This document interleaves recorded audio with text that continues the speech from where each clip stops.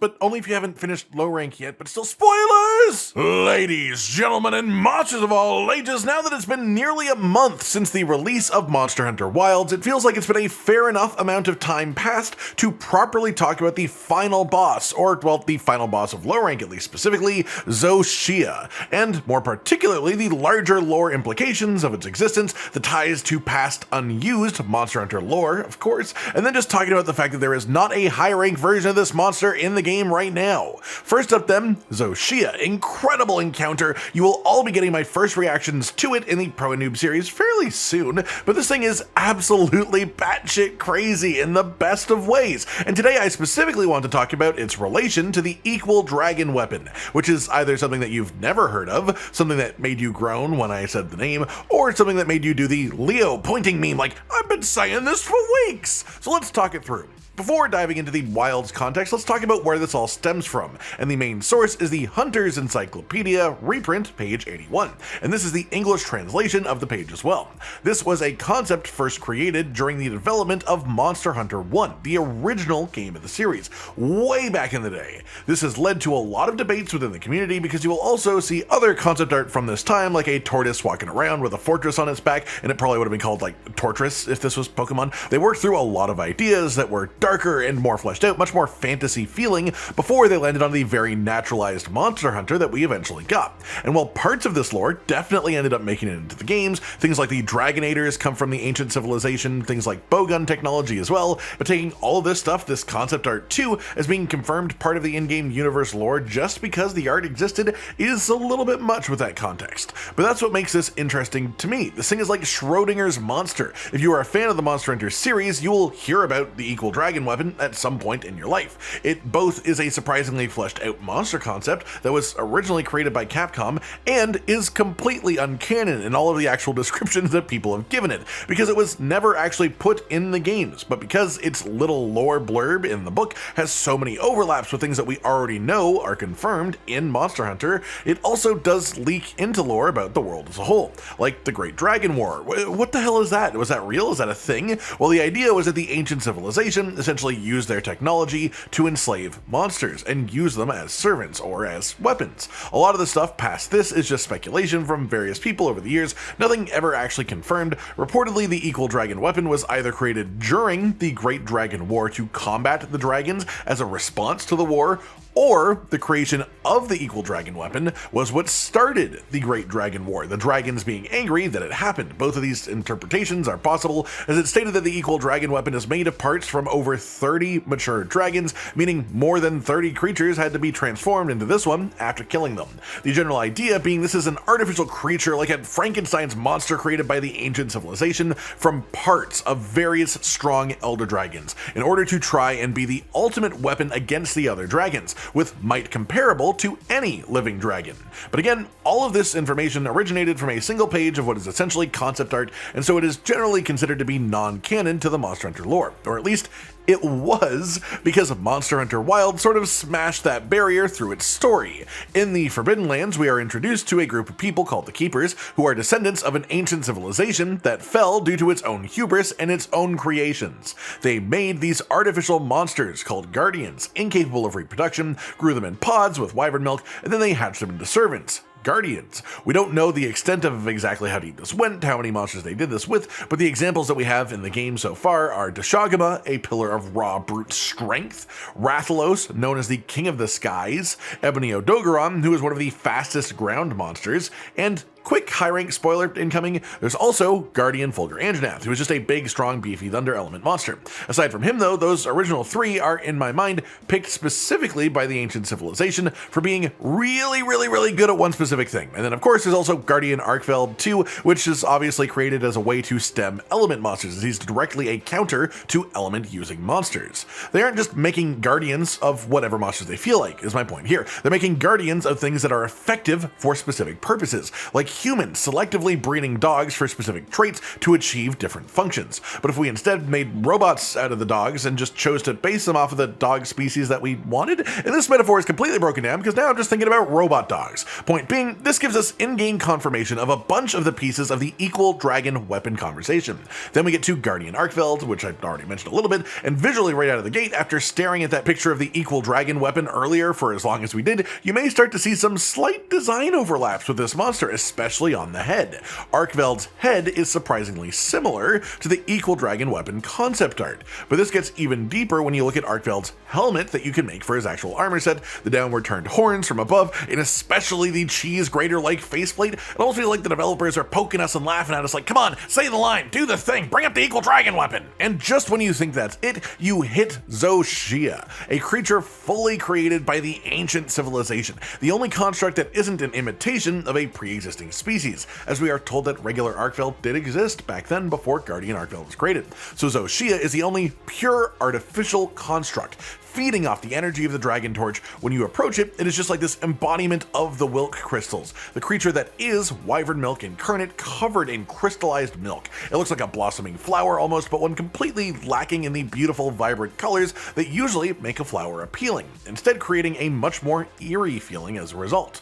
As you fight the monster and damage various parts, it will gradually transform, essentially, each of its body parts completely changing to just this pitch black dragon scales all over it. Its face, its horns twisted in a basin, its wings gaining the sort of hand appendage shared with the magalas, and especially Magorm, the final boss of the Sunbreak expansion, and you can even see straight up horns growing out of its wings, which is just a perfect embodiment of how messed up this creature truly is, how unnatural it is. You can also see, especially after you defeat it, its skin just sort of melting off of the bone-like floral structure underneath. It feels like it's using its energy to magically shapeshift, but if you then read the description of the monster afterwards, the truth is that the dragon underneath is Zoh Shia, and the white crystalline being that we fight at the start is essentially a regenerative shell of wyvern milk on the outside, sort of like Shara with the rock cover. It feels like it's only bringing out its stronger moves. The more damage we put into it, the more of its shell we crack as we open it and reveal the dragon underneath. It is reacting to our threat by becoming more threatening itself, a reactive war machine, a dragon artificially built to be able to go toe-to-toe with any other dragon and then heal up afterwards. And this is the point where you might stop me and be like, okay, that's some pretty surface level connections there. So now let's talk about the actual confirmable facts during the fight too. If you let him fully transform and just let him do his attacks and you watch him, he will do attacks that resemble fatalis, of course, the big monster that people compare him to, but then he also has meteors that he can call down and have them rain from the sky like crimson fatalis. He can make dragon lightning like white fatalis does, or he's now called old fatalis as they've updated the lore for him. He creates energy explosions with identical patterns to safi'jiiva from Iceborne with his actual belly slams. He does Magorm's wing arm charge, and he even has a move that deeply resembles Eschaton Judgment from Iceborne's Elatrion too. And I've also heard some people say he's got animations from Shara as well. Essentially every black dragon except for Dire Moralis, and then all of the final boss or final boss level creatures that have been included since the start of 5th generation as well are a part of this monster. It is an amalgamation of elder dragons, of only the most powerful of elder dragons as well. A weapon meant to equal all of these powerful dragons and more. If that's not enough for you though, here's a Reddit post with close-up pictures of Zoh Shia's eyes in later stages of the fight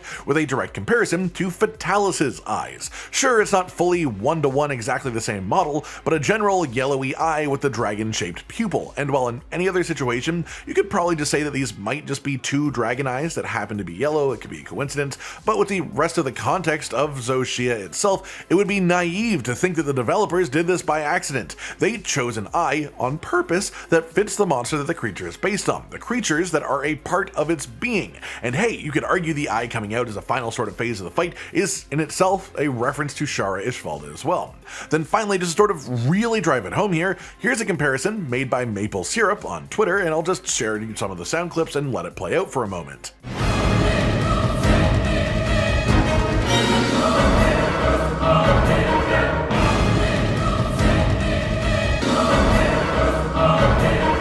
Fatalis' theme is used as a repeating motif in Zoh Shia's theme. You can hear it. Yeah, it's a bit more constricted as it doesn't seem to reference the other dragons we've been talking about as well, but at the very least it is absolutely clear that all three Fatalis' movesets were put into Zoh Shia, who again is an artificial dragon created by the ancient civilization and that eventually led to its downfall. This thing is quite simply the most direct version of an equal dragon weapon that we will ever get represented in the series, unless maybe I'm proven by something wrong in the expansion, I guess. But it seems to me, in every way, this game and its story as a base game was built upon the same concepts from the ground up. Like, they used these old ideas from pre-Monster Hunter 1 to fuel the story of Wilds and what it turned into. As far as I'm concerned, the equal dragon weapon itself may not be canon, and it never will be as it was, but Zoh Shia definitely is canon, and it's very clearly heavily inspired from the concept of the equal dragon weapon, and this is what it's turned into in an actual Monster Hunter game, and I think that is awesome. That said, what I think isn't awesome is the fact that we can't fight it again, or at least not without joining low-rank SOS flares from people at that point in the story. This monster is such an insanely cool experience, so unique within the series and even within Wilds, and the fact that not only is there no high-rank fight for it yet, but there's no weapons or armor sets either is genuinely a shame. That said, are there any potential reasons why this happened, and what do I think the chances are of this actually being fixed and implemented in a title update for the game? Well, as for the reasons, some people have already argued that this was a result of Wilds releasing unfinished. Maybe it was rushed and the final boss wasn't quite done yet, but they wanted to release the game, so this was just a taste, stuff like that.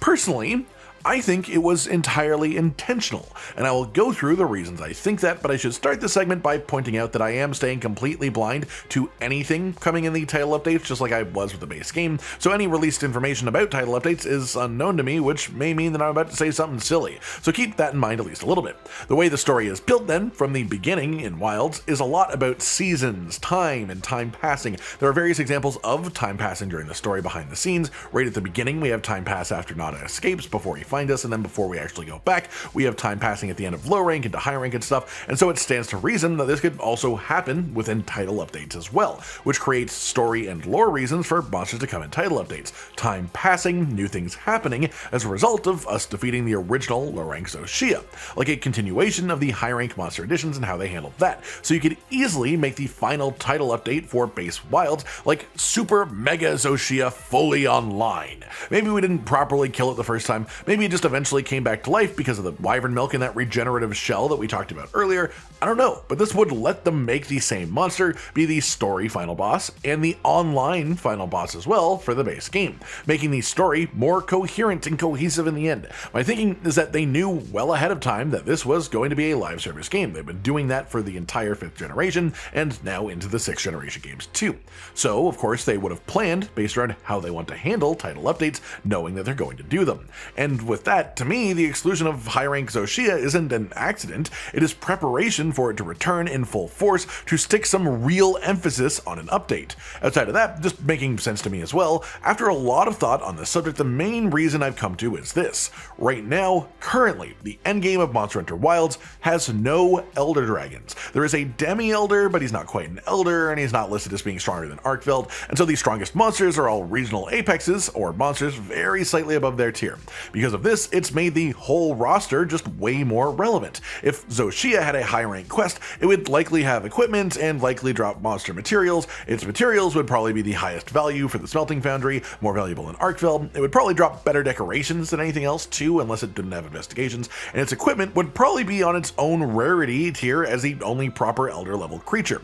Yes, it's a construct, but power-wise, it's beyond even regular elder dragon levels of power, and so if its gear were the same power as everything else we currently have, it just wouldn't make any sense. So it would likely overpower the other armor sets, maybe even the other weapons, maybe even make Artian weapons irrelevant right from the start of the game. And then the endgame smelting farm would just be to hunt Zoh Shia on repeat while wearing Zoh Shia weapons and maybe even Zoh Shia armor, instead of looking for high value arkveld or tempered apex hunts like we do right now. Zoh Shia also can't spawn with other monsters, obviously it won't spawn inside of open maps, so this would make double monster quests less common. common, which would also mean less variety in your hunts, which is not a good thing for the endgame. The way I see it, once Zoh Shia is added into high rank, its gear is going to be stronger than anything else. It's going to be a high value farm monster, and doing that with a spectacle fight right at the release of the game makes the endgame feel boring and stale right at the start. But doing that in a later title update would be like the equivalent of fatalis equipment becoming the unconditional best at the end of Iceborne. So in the end, my theory is yes, absolutely, this monster will be coming in a title update to high rank. And I think it was intentional, I think it was planned, I think the story will continue into these updates in a more living, breathing way than it has even in previous Monster Hunter games that have been live service, and I think it'll all come together. And that part of the reason for it is they want to give Zoh Shia equipment that actually matches the power level of the creature itself, but after giving the players time to mess around with all of the other equipment first, rather than just including a GG perfect weapon and armor set in the base game. That's pretty much it then, everyone. Talk about the equal dragon weapon, Zoh Shia, and how they relate, and then my thoughts on if and how it will return in a title update, and maybe even why there isn't a high rank version of the monster right now. Like if you like the video, subscribe to the notification bell for more, and most importantly, ladies and gentlemen, until next time, stay sweet. Josh, Cotton, and Hollow with the videos, dropping the humor like a hammer on your tippy toes, bringing entertainment on a daily arrangement to take our insanity and turn it into entertainment. Yes, I said entertainment twice, to reiterate that it is nice to look into your faces on a mostly daily basis when you let us in your homes to make the whole world a stage. Goodbye.